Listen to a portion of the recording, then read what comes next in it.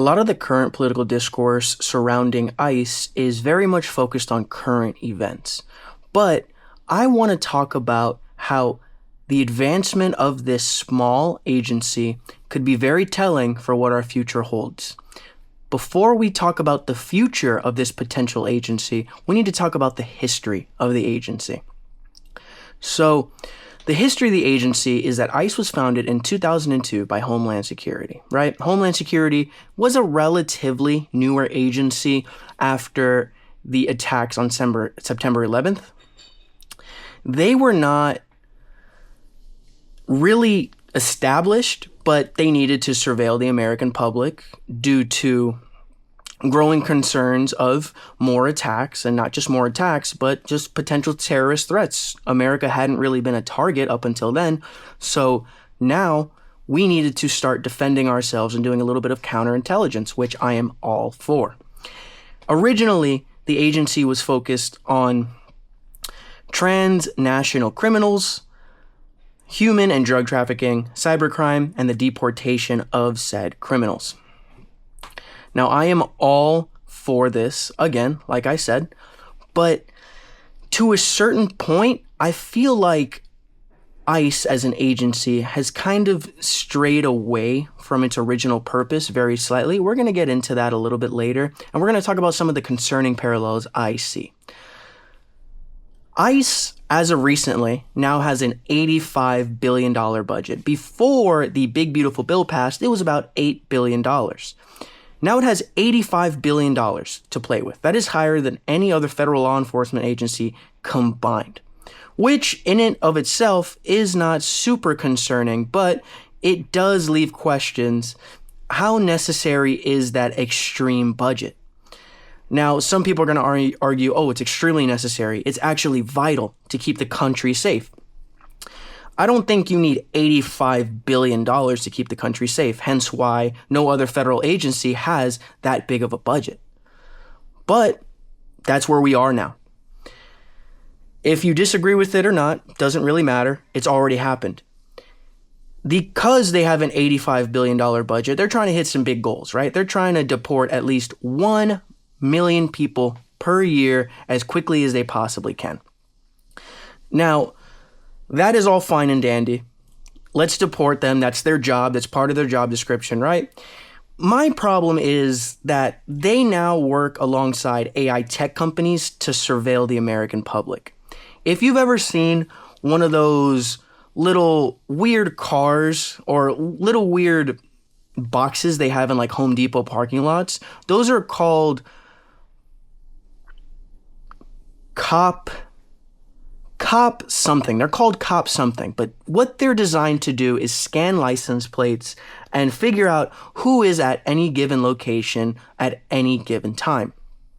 Ordinarily, that's not an issue. That's not a problem, but they are also profiting off of ICE and what they seem to have accomplished by buying the information and data from these companies. It's okay, we have the right to profit as Americans, right?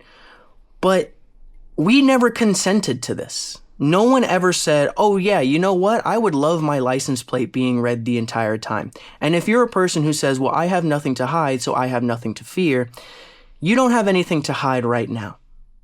And you may never have something in particular to hide. But I promise you, there's going to be a time that comes where you're not going to be happy with all this extra surveillance going around your house.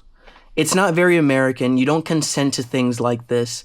It's a bit shady and kind of weird. Who said that they could partner with these weird third-party agencies and let them profit off of our taxpayer dollars? Now, none of this is too concerning so far.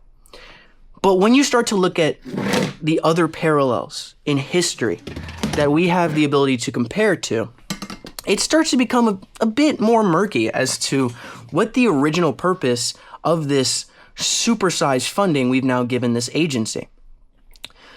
The Gestapos, if you don't know who those are, they are an organization, formerly military, and this organization focused heavily during the 1930s in a specific region during a specific war. If you know the big war that was happening in the 1930s through the 1940s, and you know what I'm talking about, this was a very bad man's personal secret police force. In 1933, they were founded long before 1933. But then, after 1933, they were actually funded very heavily by a specific person to surveil the public, and they handled deportations.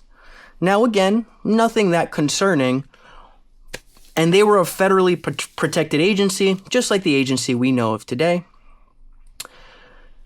The problem is that as global tensions escalated, so did their power and influence. Their power and influence became so great. They got so much funding. They got a lot of pretty much everything they could get from that current regime. They got all what they needed to do to be able to comprehensively surveil the public. But then when I talk about power, they started being able to do things such as enact protective custody upon citizens. What that basically did was give this organization the rights to interrogate and discriminate and basically get anyone they wanted to, strip them of their civil rights, and interrogate them. Now, the people were not very happy about this. They were not very happy. I don't think the world was very happy about this situation. But the world didn't really have much of a say, neither did the people, because they were a federally protected agency that followed different rules. Now, I'm not saying that we are exactly like this country, we have a leader exactly like that, nothing like that by any means. This was a different time, this was a different person, these were different circumstances.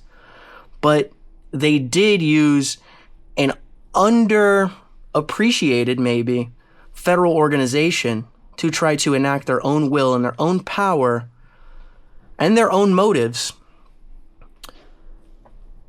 by funding a very, very small, little-known agency and started giving them a whole lot of money and a whole lot of power, and they were capitalizing off of their people's fears to be able to strip the rights away from them without them having a say in it. Like I said, I don't necessarily think that's what's happening yet, but it wasn't such a funded agency before. They weren't partnering with these huge tech companies, not really because they didn't have funding, but it wasn't really needed. They were mainly focusing on high-profile criminals. We've been deporting people for years. The Obama administration deported so many people. So did the Biden administration. So did the Trump administration. All of these administrations deported a whole lot of people all the time. Like I said, it's not so different than what we're used to. What is different is the partnering of these organizations with these people, and now the immense power that they have and funding that they have. You might argue, oh, they don't really have immense power, right? Like, they don't have any right to do much. Well, since they're a federally protected agency, they have the right to join any state they want to, be deployed anywhere. They're supposed to identify themselves, but they may use ruses so they can become undercover cops, pretend to be business owners. They can do whatever they want, and they wear masks to prevent doxing. But as a federal agent, don't you want to know who is actually a federal agent and who's not? Because if you didn't know, I could walk around with a mask on. I could pretend to be one of these agents, and you can't really tell me to identify myself, right? So if I'm not required to, that's another concerning part of this. Why are they not operating by the same rules everyone else is? I want that. I think everybody wants them to operate at least by any set of rules, right? Any set of rules is better than none, I would say. But they get special privileges that we are not privy to, nor are local law enforcement agencies privy to.